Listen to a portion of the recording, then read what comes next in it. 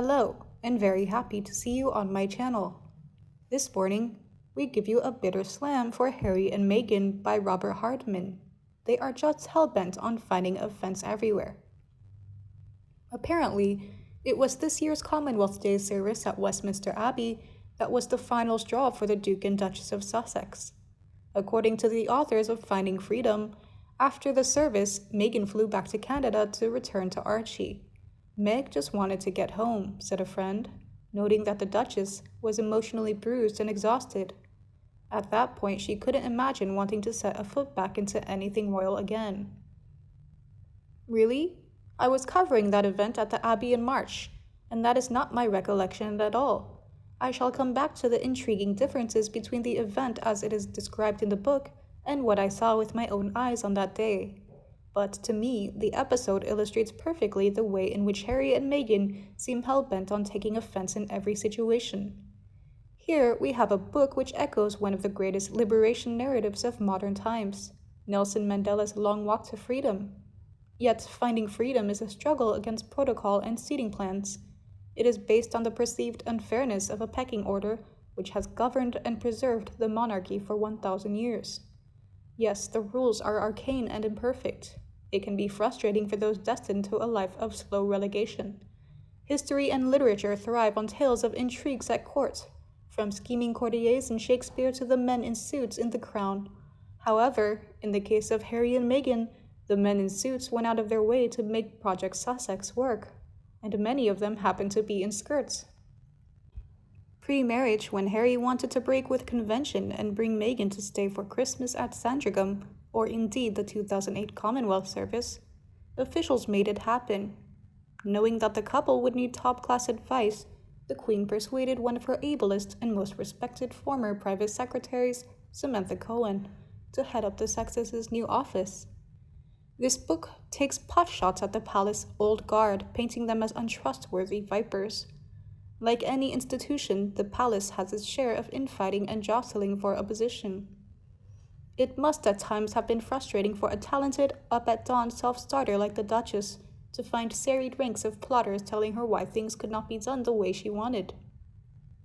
Prince Philip found it equally irksome when his wife became queen in 1952. As a cousin put it, they were beastly to him, yet he worked with the system to change it. No one was beastly to Harry and Meghan. Yes, there were tensions when the couple picked fights with the system. For example, Harry's 2016 statement slamming the media in the middle of the Prince of Wales tour of the Gulf caused dismay, but not just at the palace. The point of a royal tour is to promote the UK. Harry might have regarded his own situation as more important. Yet the real discourtesy was not to Prince Charles, but to the Foreign Office which organizes these diplomatic missions. Similarly, the couple spent months planning their Sussex royal website without consulting the palace and government officials who are responsible for patrolling the use of the word royal, under laws going back to the 19th century. The staff was not being vipers. They were doing their job. As for that bruising Commonwealth Day service, you don't have to buy Finding Freedom to make up your mind. It's all on the internet. If Harry had a slightly wistful look about him at the time, it was to be expected. He had been attending state occasions at the Abbey since childhood, most notably that heartbreaking farewell to his mother in 1997. Now, here he was bowing out of royal life. Of course he looked pensive. The Duchess, however, was beaming. Yet according to the book, she was deeply wounded by the machinations of officials who ensured that, unlike previous years, the couple had been excluded from the royal procession, whereas the Duke and Duchess of Cambridge had not. In fact, the Sussexes had been part of the procession just once, in 2019. The event is organized not by the palace but by the Royal Commonwealth Society, who likes to change the running order every year. In 2020, the organizers put the Cambridges in the procession but not the Sussexes. Harry and Meghan were not happy, but nor, for that matter, were palace officials or William and Kate, who could see how it might look. In order to avert Harry and Meghan's snubbed headlines, the Cambridges agreed to miss the procession too. Yet, this book persists with the snub narrative. It looks as if there were anything to go by, the Cambridges were unhappy with the decision. While Harry and Meghan both greeted William and Kate with smiles, the Cambridges showed little response. where the minutes before the Queen's arrival, William and Kate sat with their backs to the couple, only turning around to chat with Prince Edward and Sophie. All I can suggest is that you view the snub with your own eyes. Kate was sitting in front of Meghan and at the other end of the row. With 2,000 Abbey guests, live BBC One cameras and the media nearby, it was hardly the moment for the Duchess of Cambridge to turn around and start yelling small talk. The Sussexes might want to paint all of this as a battle between a progressive force for good versus mean fuddy-duddy Jobsworth. At times, they may have a point, but the overarching theme of this book thus far is not injustice. It is peevishness. But a viewer added, "Am I wrong to say that having seen Harry's terrible choice in a spouse, his petulant behavior, his constant whining and complaining, as well as the way he allows his wife to dictate his every move and opinion, that it's a good thing he's the second son? Even as the spare heir, he had benefits most people cannot begin to imagine. Yet he wasted them. He needs to grow up, relinquish all titles, position, and monies from the crown, get an actual job, support his family, and live as a regular person." Plus, Robert Hardman forgot to mention Harry and Meghan's coarse and boorish behavior when, at the Commonwealth service, they brushed aside the chairs in front of them to make sure they were in the procession as the royal family exited the Abbey. The fact the Sussexes are focused on complaining about their incredibly privileged life while the everyday person has a growing list of actual life-changing problems just shows how incredibly out of touch they are. This book will just damage their image even further. They're idiots. I bet Prince Charles will be cringing, wondering what these two whiners are going to say next. What a disgrace they are now, wallowing in self-pity. Do they ever see anything from another person's point of view? They are so wrapped up in their own little world, oblivious to the damage they have done with their lies. Charles must be broken-hearted that his son has betrayed his country all for a woman with a god complex.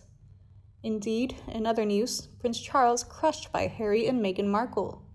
Prince Harry reportedly gave Charles just 20 minutes notice before releasing a fiery statement in which he confirmed his relationship and criticized the media's coverage of Meghan. Prince Harry paved the way for Megxit in 2016 when he overshadowed Charles's vital Middle East tour by confirming his relationship with Meghan in an attack on the media, a new book claims. The Prince of Wales team was crushed after spending months preparing a diplomatic summit with the King of Bahrain in the hopes it would get significant coverage. But the timing of his youngest son's statement, in which Harry accused the media of racial undertones at the same time as confirming his new relationship, meant it dominated the news cycle. Royal authors Omid Scobie and Carolyn Durand also claim Harry gave his dad just 20 minutes notice before releasing the statement in November 2016.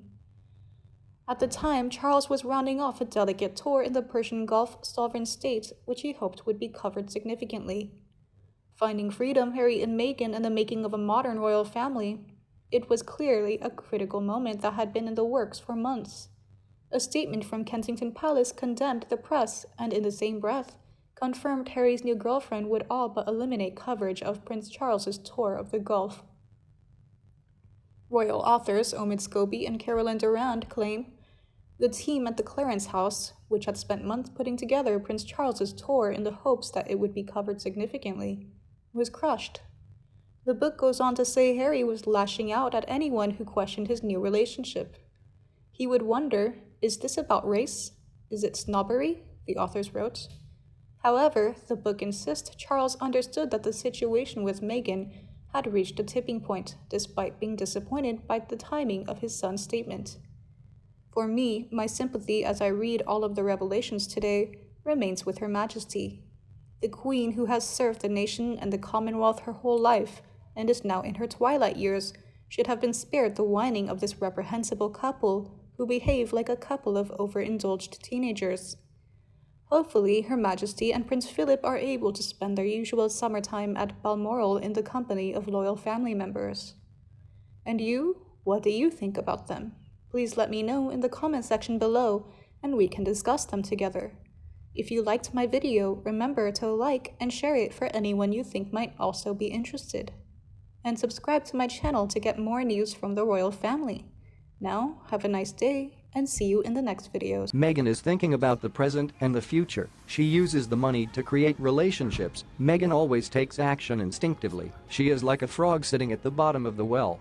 Fun and flashy, want to conquer the new. Her instinct arose. Meghan lost the quality in a person.